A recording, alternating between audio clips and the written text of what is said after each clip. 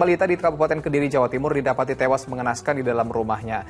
Dekat korban didapati palu yang berlumuran darah, sedangkan ibunya tak diketahui keberadaannya.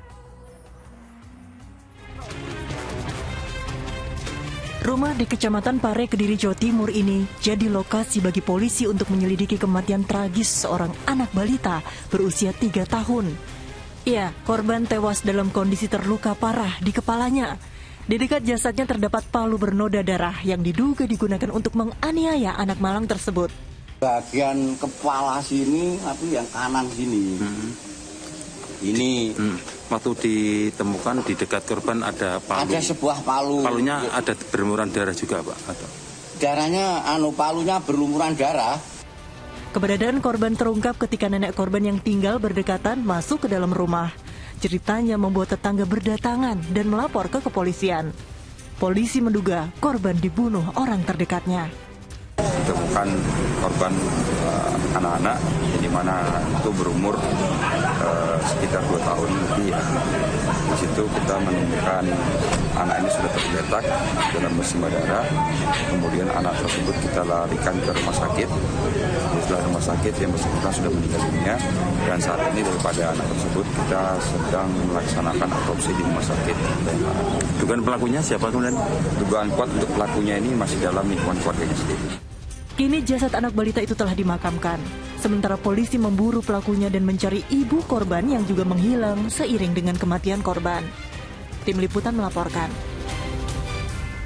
Innalillahi wa inna ilaihi raji'un. Sungguh ironi melihat berita tadi, Ustaz, seorang balita tewas masih diduga dibunuh oleh ibunya. Oke, Ustaz, kita tidak akan membicarakan soal pembunuhannya karena udah pasti dosa besar dan masuk neraka gitu, Ustaz. Nah, kita akan bahas lebih ke Ustaz lebih ke hal-hal yang terjadi belakangan ini, Ustaz. Kalau kasus orang tua bunuh anak dan sebaliknya anak bunuh orang tua ini sedang marak terjadi, Ustaz ya.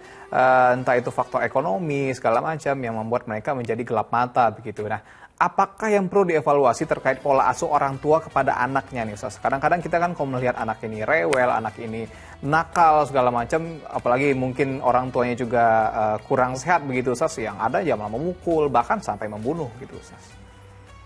Ya, sebenarnya saya kira ini perlu kita lihat yang pertama-tama ya, sebelum ada teori macam-macam itu harus kita lihat bahwa manusia itu terhormat di sisi Allah, di mata Allah gitu. Karena terhormat, siapapun tidak boleh dibunuh, tidak boleh dianiaya gitu, siapapun gitu.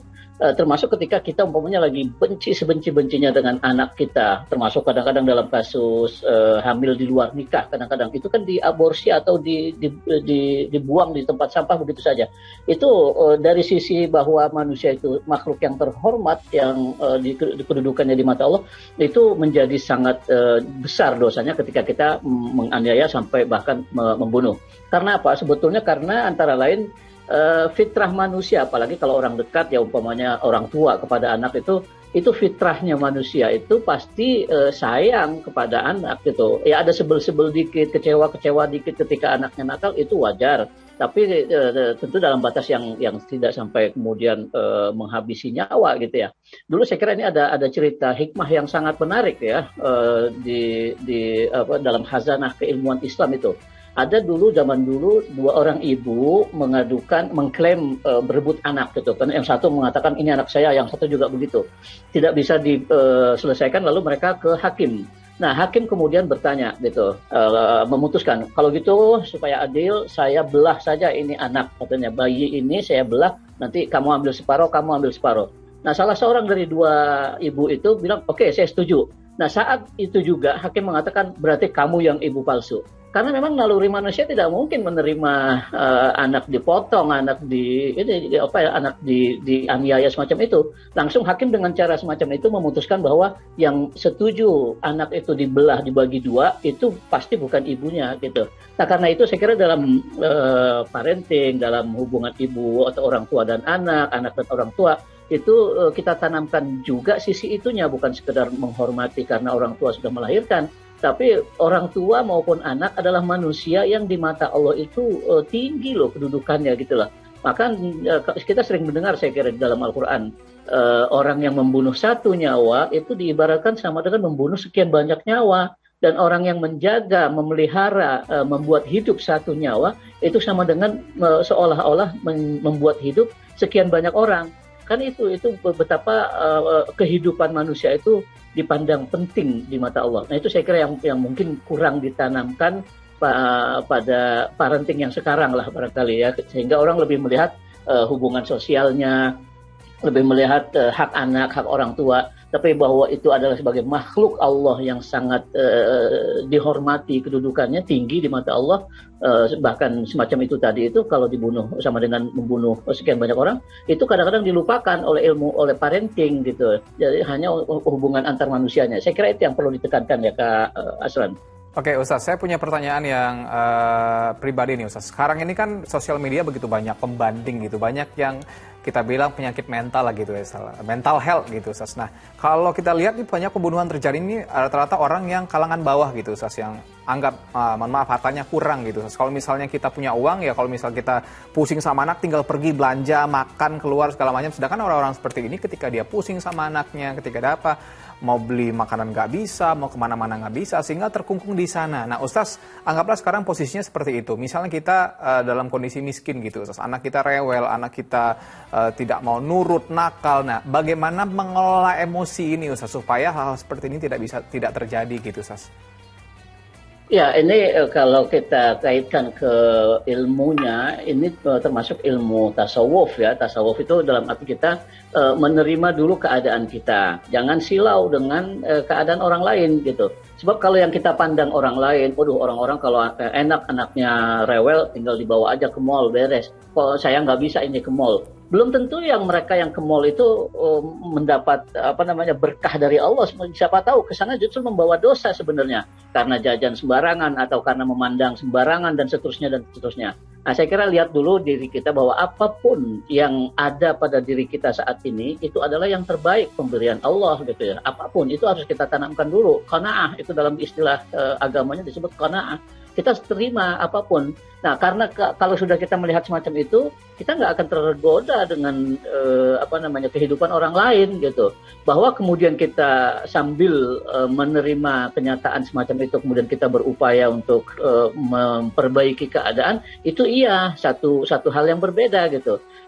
Kita kan punya dua sisi. Satu sisi itu harus menerima kenyataan, harus menerima keadaan karena kita meraung-raung juga keadaan tidak akan berubah. Kalau memang takdirnya sudah begitu, tapi sisi yang lain kita juga sebagai manusia yang diberi akal, diberi tenaga, ya itu punya kewajiban untuk menciptakan hidup kita nih yang terbaik gitu. Tapi selama yang kita inginkan itu belum tercapai, kita tidak perlu kemudian menyalahkan siapa-siapa gitu. Karena ujung-ujungnya sehebat-hebatnya kita berusaha atau sekeras-kerasnya kita bekerja, kalau takdir Allah memang menentukan kekayaan kita sebatas itu, ya tetap saja nggak bisa gitu. Nanti ujung-ujungnya kita akan menyalahkan orang lain atau menyalahkan Tuhan bahkan. Aduh, saya udah mati-matian kerja kok ini nggak kaya-kaya gitu. Sementara ada tetangga saya sholat enggak, ini enggak, tapi kok kaya. Kita nanti akan menyalahkan Tuhan gitu. Nah, jangan sampai seperti itu, maka kita perlu melihat lebih banyak terima dulu keadaannya itu sambil terus berupaya untuk memperbaiki keadaan kita sesuai kemampuan kita. Itu yang diajarkan oleh Rasul SAW. Dan sahabat-sahabat Nabi juga banyak yang kaya, banyak juga yang miskin.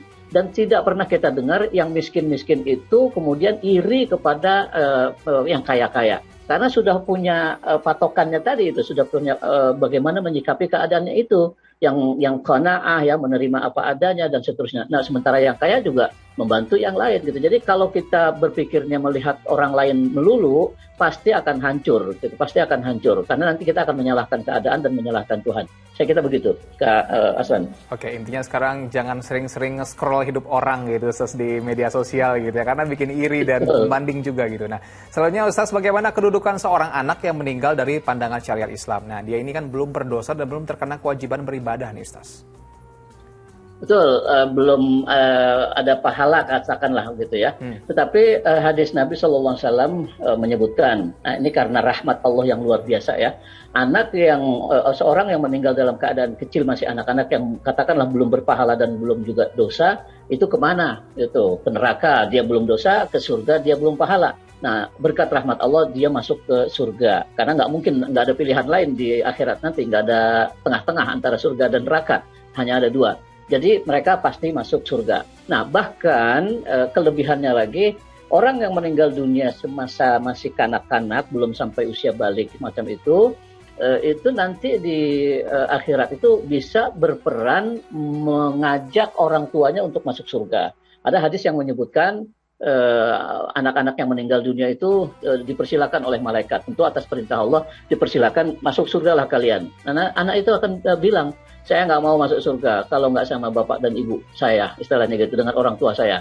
Ya udah, kalau gitu disampaikan ke Allah, kepada Allah disampaikan, masuklah kalian bersama orang tua kalian. Nah, itu artinya anak yang meninggal pada waktu kecil itu nanti bisa berperan begitu, menarik orang tuanya, mengajak orang tuanya masuk surga. Umpamanya bisa saja orang tuanya kan bisa saja dosanya besar. Nah, dengan peran anak yang meninggal dunia waktu kecil itu bisa terkurangi lah, sehingga potensi untuk masuk surganya besar. Nah, saya sering mengatakan ini kepada orang-orang yang kehilangan anaknya yang meninggal dunia pada waktu kecil. Ada yang sampai menyesal, ya Allah, ini anak satu-satunya, saya tunggu udah sekian lama, saya nggak hamil-hamil, tiba-tiba sudah punya anak baru umur 2 tahun, 3 tahun, kok meninggal, salah saya apa ya Allah? Itu nggak perlu kita nyebut salah saya apa, karena justru itu cara Allah untuk menarik ibunya, orang tuanya nanti ke dalam surga berkat anak itu. Wong anak itu ciptaan Allah dan milik Allah, kok bukan milik kita hanya dititipkan. Itu aja saya kira ya, salah satu di peran penting lah posisi anak dalam Islam, anak yang meninggal dunia masih umur kecil semacam itu. Kak Asran. Oke, luar biasa. Nanti anak yang akan mengajak orang tuanya untuk masuk surga gitu. Saya amin.